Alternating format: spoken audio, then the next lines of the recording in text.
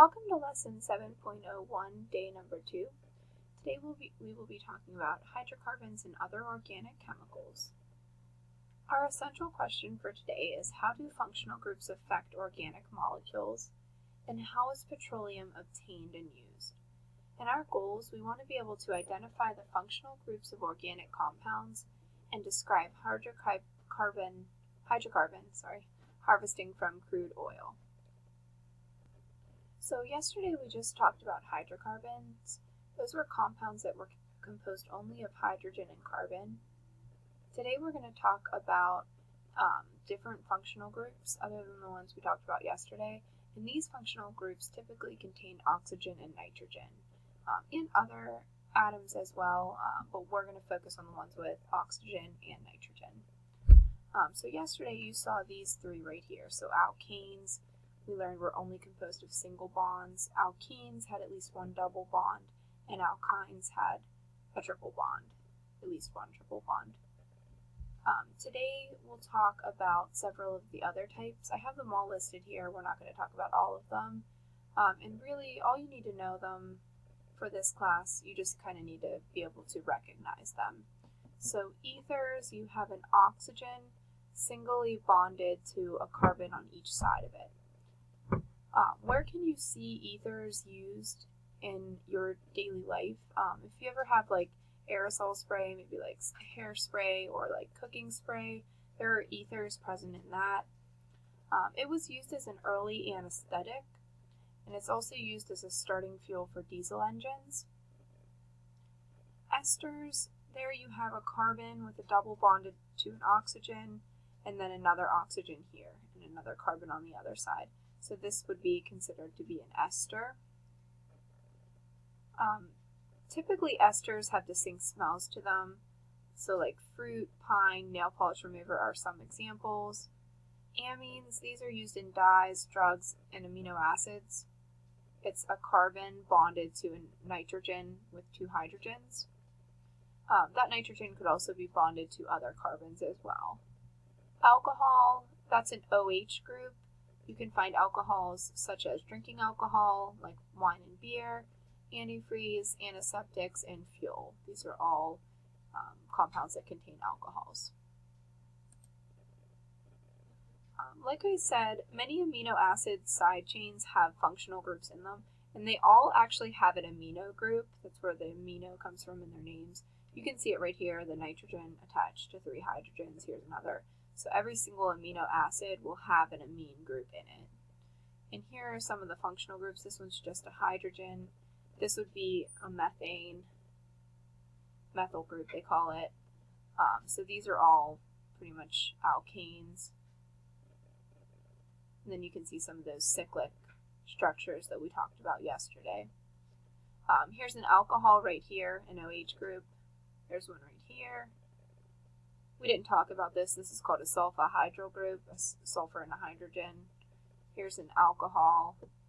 Here's an amine group.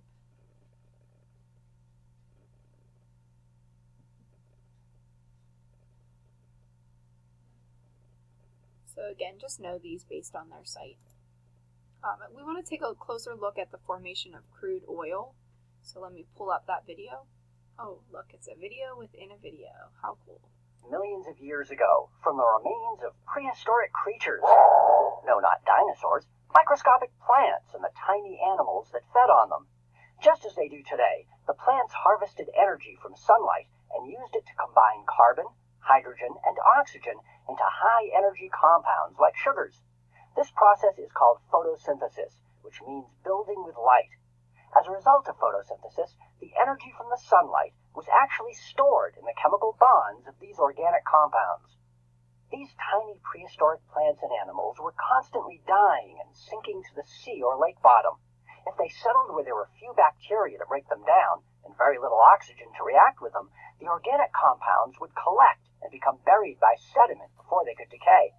As they became buried, temperatures and pressures rose, and the water and carbon dioxide within the mixture was squeezed and cooked out, leaving behind a waxy substance called kerogen. It was made of long chains of carbon and hydrogen with just a little oxygen, nitrogen, and sulfur. Over many millions of years, more and more sediment settled over these deposits until they were buried over 4 kilometers deep. Under these high-temperature conditions, the kerogen underwent a process called catagenesis, or cracking. This formed shorter-chain compounds of mostly hydrogen and carbon, which are called, you guessed it, hydrocarbons. And it is the mixture of these hydrocarbons that we call petroleum. The higher the temperature, the shorter the chains that were formed.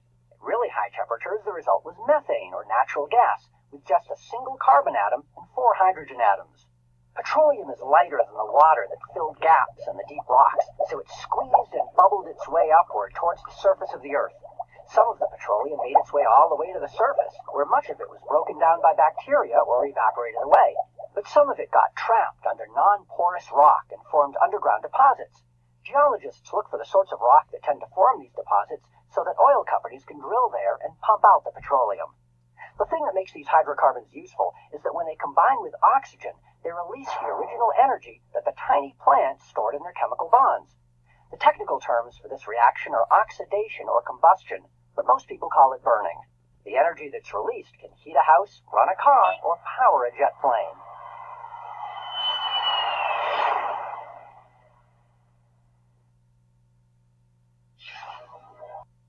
So basically what scientists do with this crude oil is they'll put them into these fractional distillation chambers, and they'll separate them based on their boiling point. So the ones with the highest boiling points will be towards the bottom.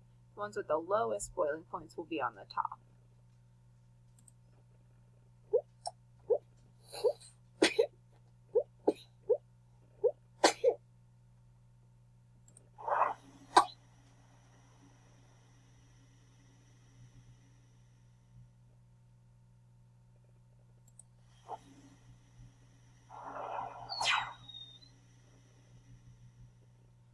So it basically splits them into these different types of hydrocarbons. So you have your gas oils.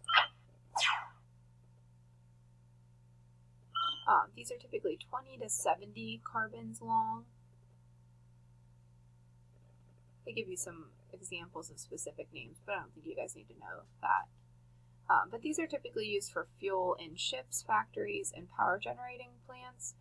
You can also use these for lubricants or diesel fuel.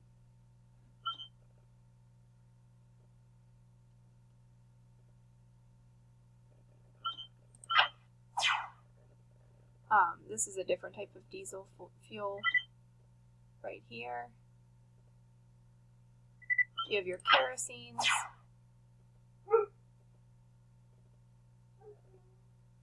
These are about 10 to 16 carbons long. Your heavy naphthas, they're about 7 to 10 carbon atoms long. And then your light naphthas. These are like straight run gasoline. And these are usually about 5 to 9 carbons. So these are going to be your smallest up here. And then you have like super light gases up here. Like methane, propane, butane, isobutane. I'm sure you guys have heard these, like whenever you are cooking, you might use propane tanks, like if you're grilling out.